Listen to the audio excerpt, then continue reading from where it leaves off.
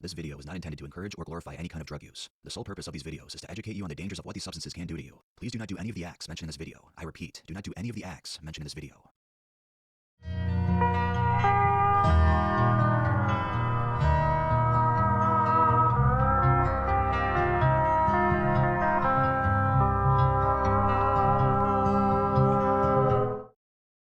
Welcome to the world of Tales from the Trip.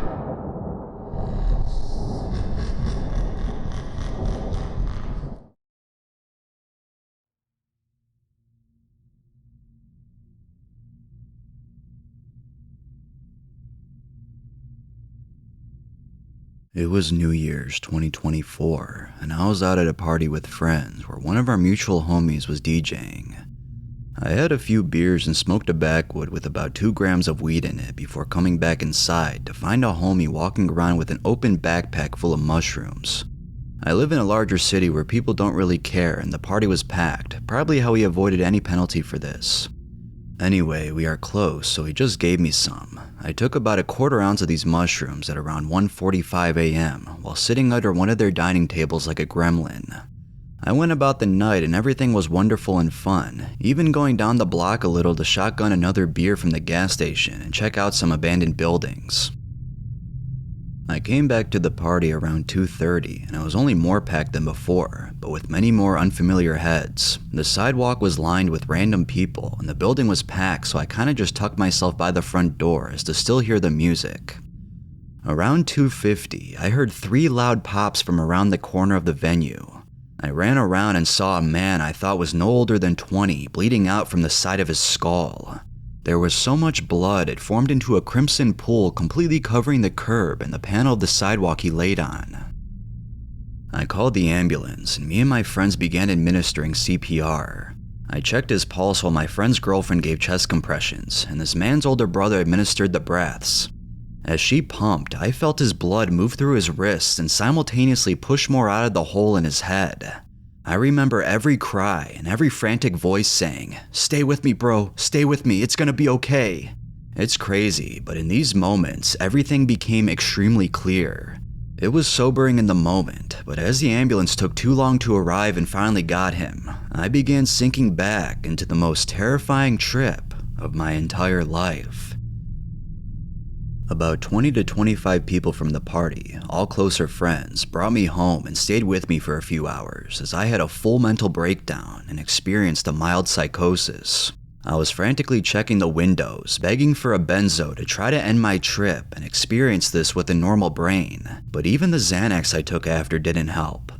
I went into the bathroom panicking and sat on the floor as deep blue vines with yellow eyeball-esque growths on it grew through the floor trim and cracks under the door and window. I felt consumed in a jungle of pain, and in that moment, I began frantically praying for the man and his family.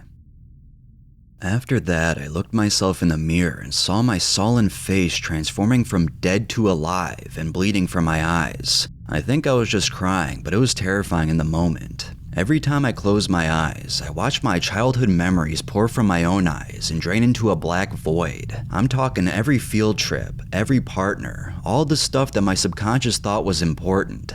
I know I wasn't the one shot, but I've never seen anything like this before, other than on the internet, so I believe my brain was trying to sort out the situation and definitely wasn't doing so correctly. I remember looking at myself and calmly explaining that I would never be the same after seeing something like that. I have a party room in the 2nd floor of my house, and that was where most people were, so I headed up there. I thought not being alone would help, but I began pacing frantically and asking them to stop talking and then to start because the silence was too much, to change the music and then change it back, anything in an attempt to gain control of my mental. The floor was wavy at first, but started turning into a downward spiral. I grabbed my journal and began writing an entry in broken, shaky handwriting. I didn't even want to write the details because I knew I'd have to read this back the next day, and because my paranoia had made me believe I was next, and I wanted no indication that I had the mark of death around me. I have no idea. I'm tripping off, and I saw something I've only ever seen in my nightmares and online.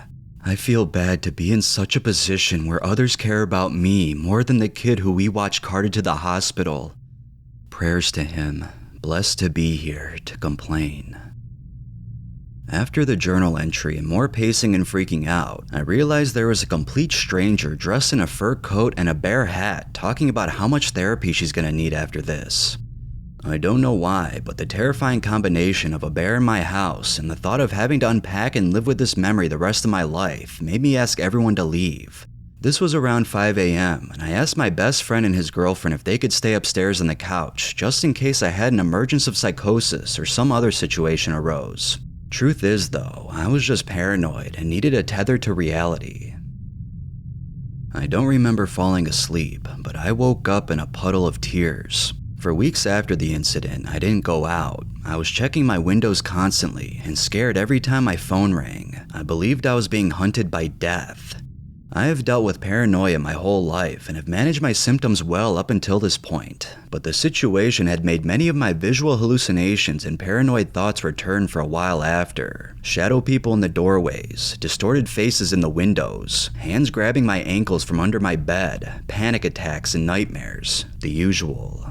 I started having intense visions of my own death. First they were nightmares, but now they just flash in my head throughout the day, still dealing with this. The hospital called a mutual friend 2 days later to say that he was in critical condition for those 2 days, and that his family decided to call it after they found out he'd never speak, walk, or basically do anything anymore. I prayed every day for 3 months for his family, and part of me still feels bad that all those people were there for me and not him in those moments. Maybe more collective energy could have saved him for more than 2 days. I don't know, but all I do know is that was awful, and I can only imagine the pain that him and his family went and are going through.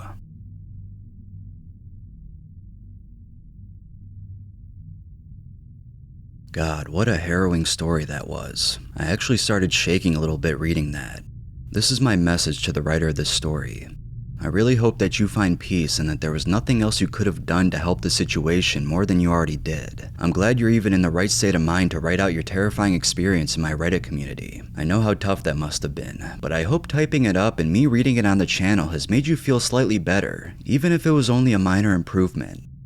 Now, this is my message to everyone who is still watching. Let's all come together as a community in support of this person. Let's all come together as a community to support this person. I see hate comments, not a lot as most are positive, all the time on every video I upload making fun of the tripper in the story. This though was simply out of their control, and even if they weren't on shrooms, it would still be a pretty terrifying experience, but more so since the shrooms are such a mind-altering drug. Everyone, I ask you to leave a positive message that this person can take with them for the foreseeable future, so it's easier to cope with the tragic event that happened that day.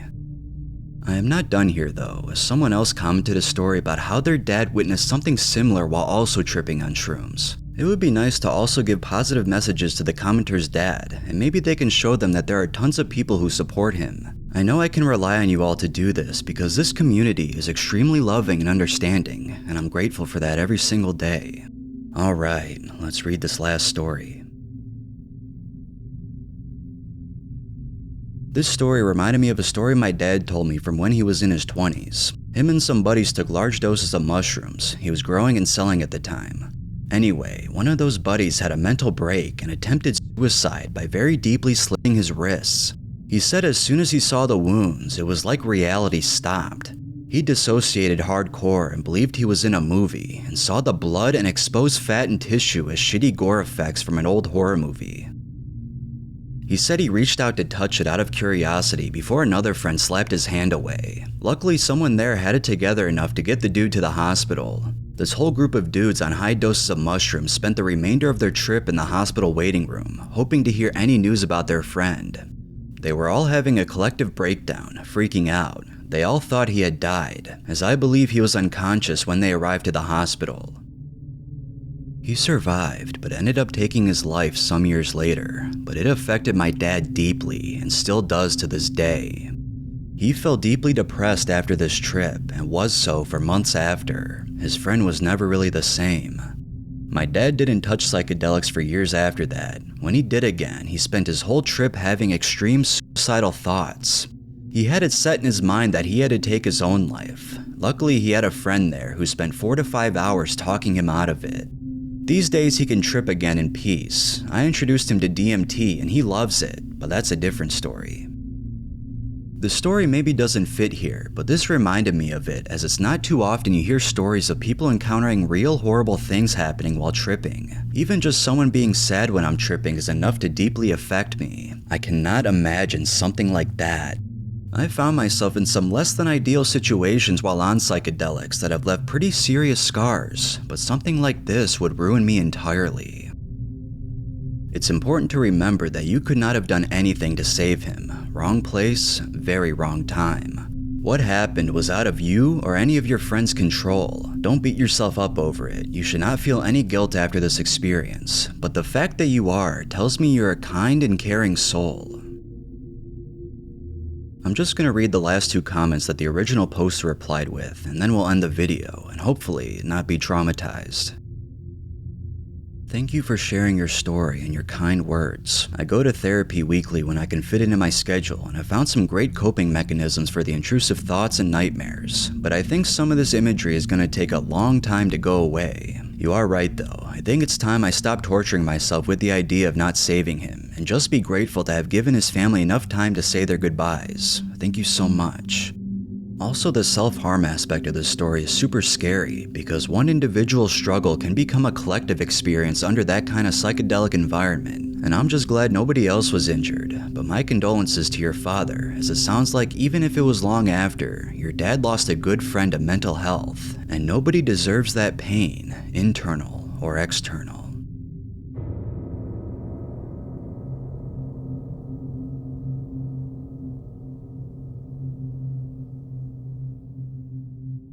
I hope you can all take something from this. Always be grateful for your good friends, family, and even coworkers. You only live once on this planet, and it's not healthy to keep beating yourself up for things you cannot control. Have a wonderful day, everyone, and stay safe out there.